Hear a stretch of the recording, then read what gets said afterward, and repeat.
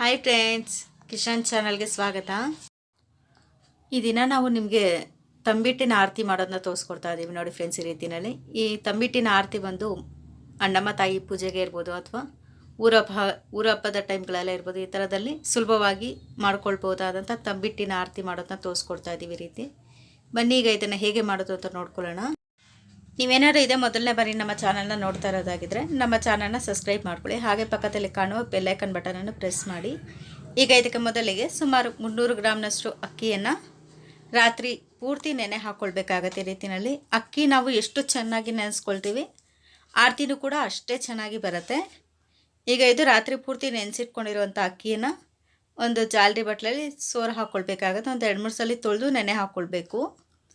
ಈಗ ಇದನ್ನು ಜಾಲರಿ ಬಟ್ಲಲ್ಲಿ ಸೋರು ಹಾಕ್ಕೊಂಡು ಚೆನ್ನಾಗಿ ನೀರೆಲ್ಲ ಸೋರ್ಕೊಂಡ್ಮೇಲೆ ಈಗ ಇದನ್ನು ಒಂದು ಕಾಟನ್ ಟವಲ್ ಮೇಲೆ ಹಾರಾಕೊಳ್ಬೇಕಾಗತ್ತೆ. ಕಾಟನ್ ಬಟ್ಟೆ ಮೇಲೆ ಹಾಕ್ಕೊಂಡ್ರೆ ಒಳ್ಳೆಯದು. ನೀರಿನ ಅಂಶ ಸ್ವಲ್ಪ ಚೆನ್ನಾಗಿ ಬೇಗ ಹೀರ್ಕೊಳ್ಳುತ್ತೆ ಅನ್ನೋ ಇದಕ್ಕೋಸ್ಕರ ಸುಮಾರು ಇದು ಒಂದು 5ರಿಂದ 10 ನಿಮಿಷ ಬಿಟ್ಟರೆ ಸಾಕು. ತುಂಬ ಹೊತ್ತು ಹಾರಿಸ್ಕೊಳ್ಬಾರ್ದು ಅಕ್ಕಿನ. ಸ್ವಲ್ಪ ಹಸಿ ಹಸಿ ಅಂತೀವಲ್ವ, ಆ ರೀತಿಯಲ್ಲಿದ್ರೇ ತಂಬಿಟ್ಟು ಚೆನ್ನಾಗಿ ಬರುತ್ತೆ. ಈಗ ಇದನ್ನ ಸುಮಾರು ಒಂದು 5ರಿಂದ 10 ನಿಮಿಷ ಆರೋದಕ್ಕೆ ಬಿಡೋಣ. ಇದೊಂದು 10 ನಿಮಿಷ ಎಲ್ಲ ಫುಲ್ಲು ಹಾರಿದೆ. ಈಗ ಇದನ್ನೆಲ್ಲ ಒಂದು ಕಡೆ ತಳ್ಕೊಂಡು ನೋಡಿ, ಈ ರೀತಿಯಲ್ಲಿ ಹಾರಿದ್ರೆ ಸಾಕು. ನೀರಿನ ಅಂಶ ಎಲ್ಲ ಇಮ್ರ್ಕೊಂಡಂಗಾದರೆ ಸಾಕು. ಈಗ ಇದನ್ನು ಒಂದು ಮಿಕ್ಸಿ ಜಾರ್ಗೆ ಹಾಕ್ಕೊಂಡು ಇದನ್ನು ಸ್ವಲ್ಪ ರವೆ ಥರ ಪೌಡರ್ ಮಾಡ್ಕೊಳ್ಬೇಕಾಗತ್ತೆ. ಅಥವಾ ನಿಮಗೆ ಪೌಡರ್ ಸರಿಯಾಗಿ ಬರಲಿಲ್ಲ ಅಂತಂದರೆ ಈ ರೀತಿಯಲ್ಲಿ ಮಿಕ್ಸಿ ಮಾಡಿಕೊಂಡು ಇದನ್ನು ಜರಡೆ ಮಾಡಬೇಕಾಗತ್ತೆ ಅಥವಾ ಜಾಲರಿ ಮಾಡ್ಕೊಳ್ಬೇಕಾಗತ್ತೆ. ಈ ರೀತಿಯಲ್ಲಿ ಪೌಡರ್ ಆದರೆ ಸಾಕು. ಈಗ ಇದನ್ನ ಈ ರೀತಿಯಲ್ಲಿ ಜಾಲರಿಗೆ ಹಾಕ್ಕೊಂಡು ಜರಡಿ ಮಾಡ್ಕೊಳ್ಳೋಣ. ನೋಡಿ, ಈ ರೀತಿಯಲ್ಲಿ ಸ್ವಲ್ಪ ತೆಳುವಾಗಿ ಬಂದರೆ ಒಳ್ಳೆಯದು. ತುಂಬ ದಪ್ಪ ಇದ್ದರೆ ಆರತಿ ಚೆನ್ನಾಗಿ ಕೂಡೋದಿಲ್ಲ. ಅದಕ್ಕೋಸ್ಕರ ಈ ರೀತಿಯಲ್ಲಿ ಸ್ವಲ್ಪ ನುಣ್ಣಗೋಲ್ಲ, ತುಂಬ ತರಿನೋಲ್ಲ, ಆ ರೀತಿಯಲ್ಲಿ ಜರಡಿ ಮಾಡ್ಕೊಳ್ಬೇಕಾಗತ್ತೆ. ಅದಕ್ಕೆ ಫುಲ್ಲು ಜರಡಿ ಮಾಡ್ಕೊಂಡ್ಮೇಲೆ ಇನ್ನೊಂದು ಕಡೆ ಒಲೆ ಮೇಲೆ ಒಂದು ಬಾಣಲಿನ ಇಟ್ಕೊಂಡು ಒಂದು 2 ಸ್ಪೂನಷ್ಟು ಬಿಳಿ ಎಳ್ಳನ್ನು ಹಾಕ್ಕೊಳ್ಳೋಣ. ಈ ಬಿಳಿ ಎಳ್ಳು ಸ್ವಲ್ಪ ಬಿಸಿ ಆದರೆ ಸಾಕು. ತುಂಬ ಹುರ್ಕೊಳ್ಳೋದಕ್ಕೆ ಹೋಗಬಾರ್ದು, ತುಂಬ ಸೀದೋಗ್ಬಿಡುತ್ತೆ. ಅದಕ್ಕೋಸ್ಕರ ಸ್ವಲ್ಪ ಬಿಸಿ ಮಾಡಿಕೊಂಡು ತೆಗೆದಿಟ್ಕೊಳ್ಳೋಣ.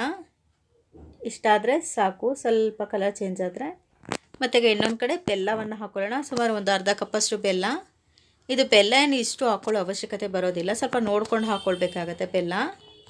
ಈಗ ಈ ಬೆಲ್ಲಕ್ಕೆ ಒಂದು 2ರಿಂದ 3 ಸ್ಪೂನಷ್ಟು ನೀರನ್ನು ಹಾಕ್ಕೊಳ್ಳೋಣ. ತುಂಬ ನೀರು ಹಾಕ್ಕೊಳ್ಬಾರ್ದು. ಪಾಕ ಸ್ವಲ್ಪ ಗಟ್ಟಿ ಇದ್ರೇ ಒಳ್ಳೆಯದು, ಆರತಿ ಚೆನ್ನಾಗಿ ಬರುತ್ತೆ. ಪಾಕ ಸ್ವಲ್ಪ ಗಟ್ಟಿ ಇದ್ದರೆ ಈಗ ಇದು ಚೆನ್ನಾಗಿ ಕುದಿ ಬರಬೇಕಾಗುತ್ತೆ. ಬೆಲ್ಲದ ಪಾಕ ಸ್ವಲ್ಪ ಈ ರೀತಿಯಲ್ಲಿ ಮಿಕ್ಸ್ ಮಾಡಿಬಿಟ್ಟು ಬಿಡೋಣ. ಸ್ವಲ್ಪ ಕುದಿ ಬರೋವರೆಗೂ ಬಿಡಬೇಕಾಗತ್ತೆ. ಇದು ಬೆಲ್ಲವನ್ನು ಮಾತ್ರ ಪಾಕ ನೋಡಿಕೊಂಡು ಹಾಕ್ಕೊಳ್ಬೇಕಾಗತ್ತೆ. ಅದಕ್ಕೆ ನೋಡಿ, ಈ ರೀತಿಯಲ್ಲಿ ಸ್ವಲ್ಪ ಅಂಟು ಪಾಕ ಬಂದರೆ ಸಾಕು. ತುಂಬ ಎಳೆ ಪಾಕ ಏನು ಬೇಡ, ಸ್ವಲ್ಪ ಅಂಟು ಬಂದರೆ ಸಾಕು.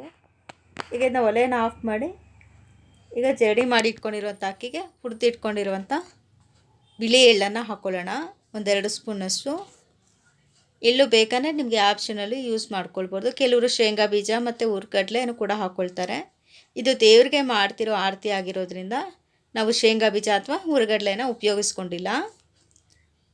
ಈಗ ಇದನ್ನ ಈ ರೀತಿಯಲ್ಲಿ ಚೆನ್ನಾಗಿ ಮಿಕ್ಸ್ ಮಾಡಿಬಿಟ್ಟು ಬೆಲ್ಲ ಕಾಯಿಸಿಟ್ಕೊಂಡಿರುವಂಥ ಪಾಕವನ್ನು ಹಾಕ್ಕೊಳ್ಳೋಣ. ಈ ಪಾಕವನ್ನು ಹಾಕ್ಕೊಳ್ಳುವಾಗ ಸ್ವಲ್ಪ ಸ್ವಲ್ಪನೇ ನೋಡಿಕೊಂಡು ಹಾಕ್ಕೊಳ್ಬೇಕಾಗುತ್ತೆ. ಪೂರ್ತಿ ಒಟ್ಟಾಗಿ ಹಾಕ್ಕೊಳ್ಳಿಕ್ಕೆ ಹೋಗಬೇಡಿ, ಇಲ್ಲ ಆರತಿಗೆ ಫುಲ್ಲು ಹಾಕ್ಕೊಂಡ್ರೆ ಹರಡ್ಕೊಂಡು ಬಿಡುತ್ತೆ ಬೆಲ್ಲದ ಪಾಕ. ಅದಕ್ಕೋಸ್ಕರ ಸ್ಪೂನಲ್ಲಿ ಸ್ವಲ್ಪ ಸ್ವಲ್ಪನೇ ಹಾಕ್ಕೊಂಡು ಮಿಕ್ಸ್ ಮಾಡ್ಕೊಳ್ತಾ ಹೋಗಬೇಕಾಗತ್ತೆ. ನೋಡಿ ಫ್ರೆಂಡ್ಸ್, ಈ ರೀತಿಯಲ್ಲಿ ಹಾಕ್ಕೊಂಡು ಪಾಕ ಸ್ವಲ್ಪ ಬಿಸಿ ಇರುತ್ತೆ, ಹುಷಾರಾಗಿ ಕಲಿಸ್ಕೊಳ್ಬೇಕು. ಅಕ್ಕಿ ಹಿಟ್ಟು ಹಸಿ ಇರಬೇಕು, ಬೆಲ್ಲದ ಪಾಕ ಬಿಸಿ ಇರಬೇಕು. ಆ ಟೈಮ್ನಲ್ಲೇ ಕಲಿಸ್ಕೊಳ್ಬೇಕಾಗತ್ತೆ. ಆದಷ್ಟು ಅಕ್ಕಿ ಹಿಟ್ಟನ್ನು ತನುವಾಗಿರುವಾಗಲೇ ಉಪಯೋಗಿಸ್ಕೊಳ್ಬೇಕಾಗತ್ತೆ. ಈ ರೀತಿಯಲ್ಲಿ ಮಿಕ್ಸ್ ಮಾಡ್ಕೊಳ್ತಾ ಹೋಗೋಣ. ಈ ರೀತಿಯಲ್ಲಿ ಸ್ವಲ್ಪ ಉಂಡೆ ಕಟ್ಟುವ ರೀತಿಯಲ್ಲಿ ಹಾಕಬೇಕು. ಪ್ರೆಸ್ ಮಾಡ್ಕೊಳ್ತಾ ಕಲಿಸ್ಕೊಳ್ಬೇಕಾಗತ್ತೆ ಅಕ್ಕಿ ಹಿಟ್ಟೆಲ್ಲ. ಇದು ದೇವರಿಗೆ ಆರತಿ ಮಾಡ್ತಿರೋದ್ರಿಂದ ಸ್ವಲ್ಪ ಹುಷಾರಾಗಿ ಮಾಡ್ಕೊಳ್ಬೇಕಾಗತ್ತೆ. ಈಗ ನೋಡಿ, ಇದು ಸ್ವಲ್ಪ ಬೆಲ್ಲ ಕಡಿಮೆ ಇದೆ ಅಂತ ಅನ್ಸಿದ್ರೆ ಸ್ವಲ್ಪ ಬೆಲ್ಲದ ಪಾಕವನ್ನು ಹಾಕ್ಕೊಳ್ಬೋದು. ಇದಕ್ಕೆ ಮೇಲೆ ಎಕ್ಸ್ಟ್ರಾ ಯಾವುದೇ ನೀರನ್ನು ಹಾಕ್ಕೊಳ್ಬಾರ್ದು. ಮುಖ್ಯವಾಗಿ ಈ ಪಾಕದಲ್ಲಿರುವ ನೀರನ್ನೇ ಉಪಯೋಗಿಸ್ಕೊಳ್ಬೇಕಾಗತ್ತೆ. ಮೇಲೆ ನೀರು ಹಾಕ್ಕೊಂಡ್ರೆ ತಂಬಿಟ್ಟು ಚೆನ್ನಾಗಿ ಬರೋದಿಲ್ಲ. ಅದಕ್ಕೋಸ್ಕರ ನೋಡಿ, ಈಗ ಇದೆಲ್ಲ ಚೆನ್ನಾಗಿ ಮಿಕ್ಸ್ ಆಗ್ತಾಯಿದೆ. ಸ್ವಲ್ಪ ಗಟ್ಟಿಯಾಗಿ ಕಲಿಸ್ಕೊಳ್ಬೇಕು. ಈ ರೀತಿ ಪುಡಿ ಪುಡಿ ಥರ ಕಾಣುತ್ತೆ ನೋಡೋದಕ್ಕೆ. ಮಿಕ್ಸ್ ಆದಮೇಲೆಲ್ಲ ಕರೆಕ್ಟಾಗಿರುತ್ತೆ. ನೋಡಿ, ಈ ರೀತಿಯಲ್ಲಿ ಸ್ವಲ್ಪ ಕುಟ್ಟಬೇಕಾಗತ್ತೆ. ಈ ರೀತಿಯಲ್ಲಿ ಕುಟ್ಟಿ ಮಾಡೋದ್ರಿಂದ ಆರತಿ ಚೆನ್ನಾಗಿ ಬರುತ್ತೆ. ನೋಡಿ ಫ್ರೆಂಡ್ಸ್, ಈ ರೀತಿಯಲ್ಲಿ ಎಲ್ಲ ಪುಡಿಗಳು ಕೂಡ ಒಂದು ಉಂಡೆ ಕಟ್ಕೊಳ್ಳುವ ರೀತಿಯಲ್ಲಿ ಮಾಡ್ಕೊಳ್ತಾ ಹೋಗಬೇಕಾಗುತ್ತೆ. ಈ ರೀತಿಯಲ್ಲಿ 2 ಭಾಗ ಮಾಡ್ಕೊಳ್ಬೇಕು ಅಕ್ಕಿ ಹಿಟ್ಟನ್ನು. ಈಗ ಇದನ್ನ ಈ ರೀತಿಯಲ್ಲಿ ಲೈಟಾಗಿ ಕುಟ್ಕೊಳ್ತಾ ಮಿಕ್ಸ್ ಮಾಡ್ಕೊಳ್ಬೇಕಾಗುತ್ತೆ. ಪುಡಿ ಪುಡಿಯಾಗಿ ಬೀಳಬಾರ್ದು, ಗಟ್ಟಿಯಾಗಿ ಪ್ರೆಸ್ ಮಾಡಿಕೊಂಡು ಈ ರೀತಿಯಲ್ಲೇ ಕುಟ್ಕೊಳ್ಬೇಕಾಗತ್ತೆ. ಈ ಆರತಿಯನ್ನು ನಾವು ಆದಷ್ಟು ಇದೇ ರೀತಿಯಲ್ಲೇ ಕುಟ್ಟಿ ಮಾಡಬೇಕು, ಆವಾಗ ಚೆನ್ನಾಗಿ ಬರುತ್ತೆ. ಈಗ ಇದನ್ನು ನಿಮಗೆ ಯಾವ ಶೇಪಲ್ಲಿ ಬೇಕೋ ಆ ಶೇಪಲ್ಲಿ ಮಾಡ್ಕೊಳ್ಬೋದು. ಈಗ ಇದು ನಾವು ಮೀಡಿಯಮ್ ಶೇಪಲ್ಲಿ ಮಾಡ್ತಾಯಿದ್ವಿ, ಸ್ಕ್ವಯರ್ ಶೇಪು. ನೋಡಿ ಫ್ರೆಂಡ್ಸ್, ಈಗ ಇದೆಲ್ಲ ರೆಡಿ ಆಗ್ತಾಯಿದೆ ಆರತಿ. ಮತ್ತು ಇದನ್ನು ಇನ್ನು ಸ್ವಲ್ಪ ಕುಟ್ಕೊಳ್ಳೋಣ. ಈ ರೀತಿಯಲ್ಲಿ ಯಾವುದೇ ಸೀಳು ಇಲ್ಲದೆ ಇರೋ ರೀತಿಯಲ್ಲಿ ಕುಟ್ಕೊಳ್ತಾ ಆ ಸೀಳೆಲ್ಲ ಕವರ್ ಮಾಡ್ಕೊಳ್ತಾ ಹೋಗಬೇಕಾಗತ್ತೆ. ಈಗ ಇದು ತಂಬಿಟ್ಟಿನ ಆರತಿ ರೆಡಿ ಆಗಿದೆ. ಈಗ ಮಧ್ಯದಲ್ಲಿ ಹೋಲ್ ಮಾಡಿ ಇನ್ನೊಂದು ಸರ್ತಿ ಈ ರೀತಿಯಲ್ಲಿ ಕುಟ್ಟಿ ಮಾಡ್ಕೊಳ್ಬೇಕಾಗತ್ತೆ. ಮತ್ತು ಇನ್ನೊಂದು ಉಂಡೆಯನ್ನು ಕೂಡ ಇದೇ ರೀತಿಯಲ್ಲೇ ಮಾಡ್ಕೊಳ್ಳೋಣ.